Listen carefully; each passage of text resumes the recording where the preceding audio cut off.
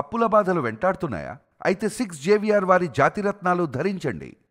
Hello అండి, అందరికీ నమస్కారం. నేను మీ కట్టా కార్తీక్. పరకామణి చోరీ మీద మాజీ ముఖ్యమంత్రి వైసీపీ అధినేత జగన్మోహన్ రెడ్డి గారు నిన్న ప్రెస్ మీట్లో మొట్టమొదటిసారిగా స్పందించారు. ఆయన స్పందించింది ఏంది, వాస్తవం ఏంది, మాట్లాడుకునేటువంటి ప్రయత్నం చేద్దాం. 4 కోట్ల రూపాయలు వర్త్ టీటీడీకి దేవునికి రాసిచ్చినాడు వాళ్ళ కుటుంబం. ఏది చేస్తా ఉన్నారు స్వామి మీరంతా? పరకామణి అనేది కేసు ఏంది అని ఒకసారి చూస్తే, ఆ రోజు హుండీ డబ్బులు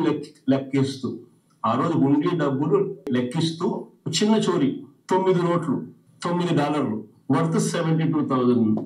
మిస్టర్ జగన్మోహన్ రెడ్డి గారు $9 ఈక్వల్ 72,000 ఏ దేశంలో? ఈ లెక్క ఏ దేశంలో? మీకు రకరకాల దేశాల్లో వ్యాపారాలు ఉన్నాయి, రకరకాల దీవుల్లో వ్యాపారాలు ఉన్నాయని అందరూ చెప్పుకుంటూ ఉంటారు. మరి అక్కడ ఉన్న ఏ దేశంలోనన్నా ఏ దీవుల్లోనన్నా డాలర్ విలువ $9 ఈక్వల్ 72,000 ఉందా?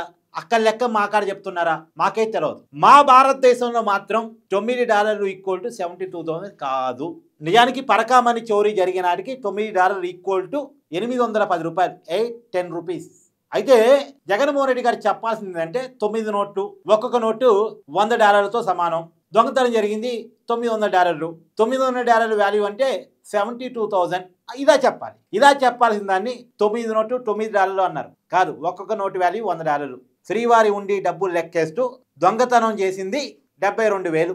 ఓకే, 72,000 కేసు నమోదైంది. ఓకే, అయితే ఇంకా మాట్లాడుకునే ప్రయత్నం చేద్దాం. ఇండియన్ కరెన్సీ 72,000 విలువ అంతే.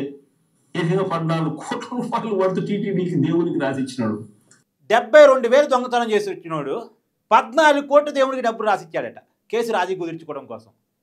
72,000 దొంగతనం చేసినోడు 14 కోట్లు రాసిచ్చాడంటే ఎవడికి పిచ్చి ఇక్కడ? రాసినోడికి పిచ్చా? రాసినోడిని సమర్థించేవాడికి పిచ్చా? రాపిచ్చి ఉన్నోడికి పిచ్చా? దాన్ని నమ్మే వాళ్ళకి పిచ్చా? ఎవడైనా 72,000 దొంగతనం చేసి 14 కోట్లు దేవుడికి రాసిస్తాడండి? దేవుడు అంటే ఇష్టము భయము ఉంటే ముందు దొంగతనం చేయడు. బేసికల్లీ దొంగతనం చేశాడంటే వాడికి దేవుడు అంటే భయం లేదు, భక్తి లేదు.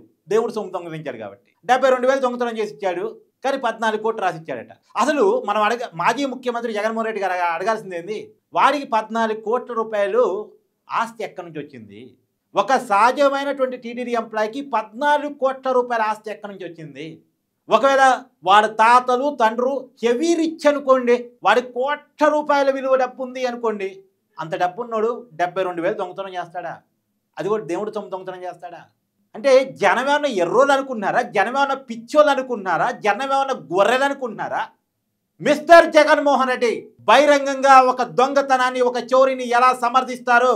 హిందువులంతా అత్యంత పవిత్రంగా భావించే శ్రీ వెంకటేశ్వర స్వామి ఆలయంలో, ప్రపంచంలోనే అతిపెద్ద టెంపుల్ తిరుపతిలో శ్రీ వెంకటేశ్వర స్వామి మనీ దొంగతనం అయితే ఆ దొంగతనాన్ని ఎలా సమర్థిస్తారు? నిజానికి మరి ఇక్కడ హిందువుల మనోభావాలు హట్టుగా లేదా ఏమో నాకు తెలియదు. మరి ఇక్కడ ఒక విషయం ఏంటంటే, ఎంత దారుణం అంటే, వైసీపీ అధికారంలో ఉన్నప్పుడు తిరుమల లడ్డూలో కల్తీ నెయ్యిని కలిపారు, ఇదొక కేసు. శ్రీవారి ఉండి డబ్బులు దొంగిలించారు, ఇదొక కేసు. ఈ రెండింటినీ జగన్మోహన్ రెడ్డి ఓపెన్గా సమర్థిస్తున్నాడు. ఓపెన్గా సరే జరిగింది మాకు తెలియదు, కింది స్థాయి ఉన్న వాళ్ళు ఎవరో చేస్తుంటారు, మేము వాటిని వ్యతిరేకిస్తున్నాం, తప్పుపడుతున్నాం, దాని మీద ఎంక్వైరీ కావాల్సిందే, ఎవరు తప్పు చేసినా శిక్షించాల్సిందే. ఇది ఒక నాయకుడు చెప్పాల్సిన మాట, నాయకుడు చెప్పాల్సిన మాట. కానీ ఇక్కడ జగన్మోహన్ రెడ్డి గారు ఏం చేస్తున్నారు? ఏం చెప్తున్నారు? ఎంత ధైర్యం ఉంటే ప్రజాస్వామ్యంలో ఓపెన్గా వచ్చి ఒక దొంగతనాన్ని నేను సపోర్ట్ చేస్తున్నా అంటారు? అంటే ప్రజలు చేతగానోళ్ళు, ప్రజలు చావలేని వాళ్ళు, ప్రజలు ఏమి చెయ్యలేరు, నేను 2011లోనే 42,000 కోట్ల రూపాయల ఆస్తి సంపాదించుకున్నోని, నా మీద అన్ని కేసులు ఉన్నాయి, అప్పుడు నన్నేం చేయగలిగారు, నన్నేం చేస్తారు అనే బలుపుతో వచ్చినటువంటి మాటలు ఇవన్నీ. అంతేనా? బలుపుతో వచ్చిన మాటలుగా పెట్టి మనం చూడాల్సిన అవసరం ఉందా? రియాలిటీ మాట్లాడుకునే ప్రయత్నం చేద్దాం ప్రజలారా. అంటే ఒక దొంగని ఓపెన్గా సమర్థిస్తున్నారు. 14 కోట్లు దేవుడికి అతని ఆస్తిని రాసిచ్చాడంటే అతని దగ్గర ఎన్ని కోట్లు ఉండుంటాయి? ఆ కోట్లు ఎలా వచ్చాయి? ఎంత దేవుడు సొమ్ముని దొంగలించాడు? దేవుడు సొమ్ముని దొంగలించడం కోసం సర్జరీయే చేసుకున్న వ్యక్తి కదా. దేవుడు సొమ్ముని దొంగలించిన వాళ్ళు వెనకాల ఎంత సంపాదించారు?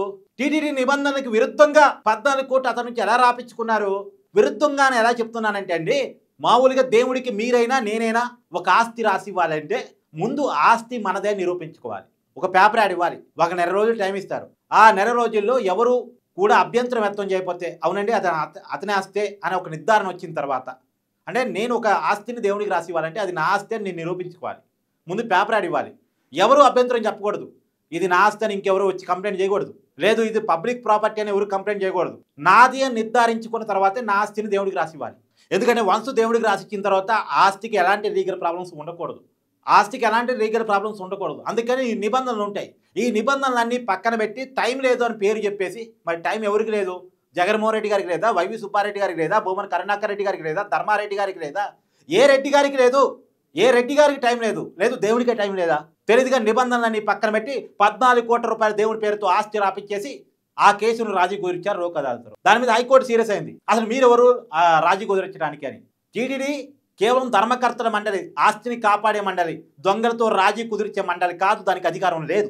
దేవుడి సొమ్ముని దొంగలించేది రూపాయి అయినా పావలైనా తప్పే. చట్ట ప్రకారం ముందుకెళ్లాల్సిందే. కొద్దిగా లేట్ అయినా సరే చట్ట ప్రకారం ముందుకెళ్లాల్సిందే. దొంగ విషయంలో జనాలు ఎర్రోళ్ళ గొర్రెలు అనుకుంటున్నారా? 72,000 దొంగతనం చేశాడట, 14 కోట్లు దేవుడికి ఆస్తి రాసిచ్చాడట. 72,000 దొంగతనం చేసినోడు 14 కోట్లు రాసియడానికి అతను అనిపించోడా? 14 కోట్లు రాసిచ్చాడంటే ఎంత నొక్కేసి ఉంటే, ఎంత తినేసి ఉంటే, ఎంత బలిసి ఉంటే అంత ఆస్తి రాసి ఉంటాడు. సారీ టు సే, నేను మామూలుగా ఇలా మాట్లాడను, కానీ మనోభావాలు అట్టే అవుతున్నాయి కదా. దేవుడితో ఆడుకున్నారు కదా. ఏది ఏమైనా ఒక దురదృష్టకరం, ఒక దుర్మార్గకరం, ఒక కుట్రపూరితం. దాన్ని ఓపెన్గా సమర్థించడం ఇంకొక దుర్మార్గం. మీరేమనుకున్నారో కూడా కామెంట్ రూపంలో తెలియజేయండి.